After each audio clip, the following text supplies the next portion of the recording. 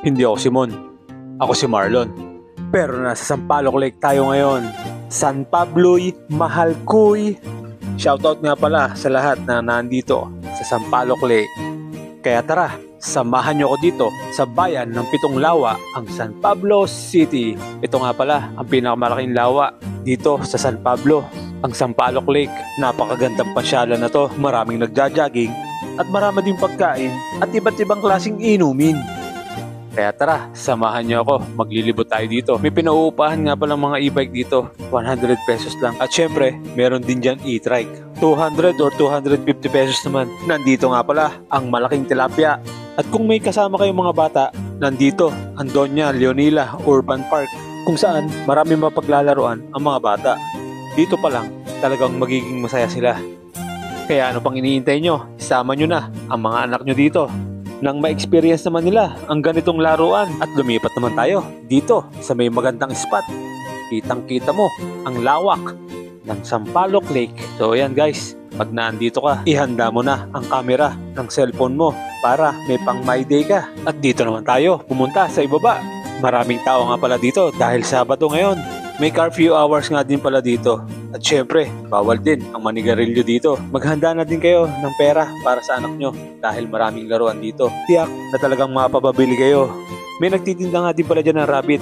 So ayan, mamimili ka kung anong gusto mong kulay. Madami nga pala nagja-jogging dito. Kaya tara, mag-jogging na rin tayo. At eto naman ang mga naka-e-bike. Syempre, naka-helmet yan. Kaya safe na safe. At eto din ang isa sa magandang tambayan. Dahil marerelax ka talaga dito. Dahil sa ganda ng tanawin. Kaya ano pang inaantay nyo? Tara na, mag-Sampaloc Lake na din kayo. At habang nakaupo ako, may mga bata dito na naglalaro. Ganitong ganito kami noon dahil wala pang cellphone. Tara, ikutin na natin ang Sampaloc Lake. Tingnan natin kung ano-anong meron ditong mga pagkain at mga inumin. Meron dyan Bacolod Inasal na may unlimited rice or buy one take one chicken inasal. At eto ang pwesto nila.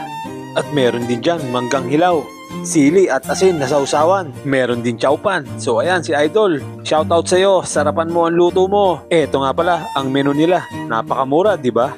At kung meron kay silog, syempre meron din kay snack. At syempre naandyan din ang takoyaki ni Poink and Banks. Nandyan ang Lance and Lane's Coffee at takoyaki. Nandyan din ang Lucky Mars Place, ang 1109.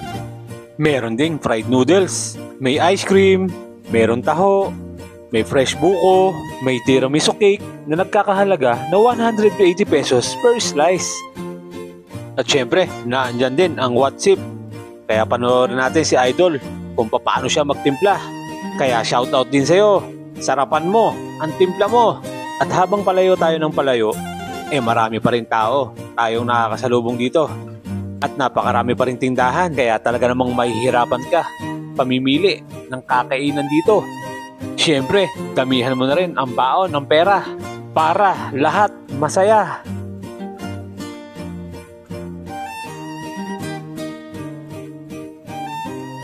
At hindi pa dyan nagtatapos. Meron pa ditong ihaw-ihaw. May barbecue, chicken feet, Betamax, isaw, meron din nilagang mais, may fruity lemonade soda, may hot and iced coffee, may Korean street foods, may mga sandwiches and fresh salads, meron ding iba't ibang klaseng pizza.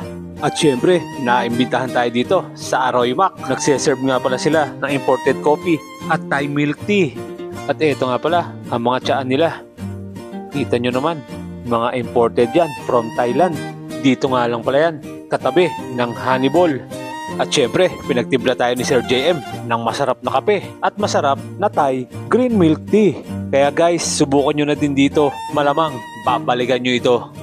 Marami pa nga palang pwesto dito tindahan sa kabilang side.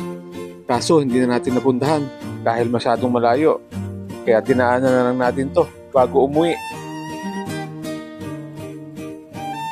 Kaya hanggang dito na lang muna. Maraming salamat at nasayang ko na naman ang 5 minuto ng buhay nyo.